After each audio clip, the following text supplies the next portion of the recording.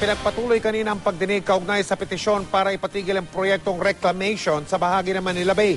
Kabilang sa mga umarap sa tinatawag na cross-examination sa Court of Appeals ang naghain ng petisyon na si dating Las Piñas Representative Cynthia Villar.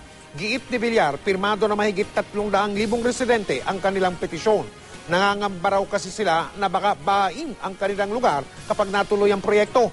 Posible rin daw masira ang mga likas na yaman sa Manila Bay kapag natuloy ang proyekto. Ayon naman sa Alltech Contractors Incorporated, hindi magdudulot ng baha ang kanilang proyekto. Sumunod daw sila sa lahat ng alituntunin at masusing pinag-aralan ng plano.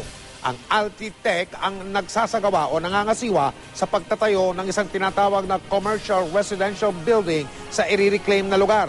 Bukod sa Alltech, itinatawag na respondent din sa kaso ang Philippine Reclamation Authority, ang Department of Environment and Natural Resources at ang Environment Management Bureau.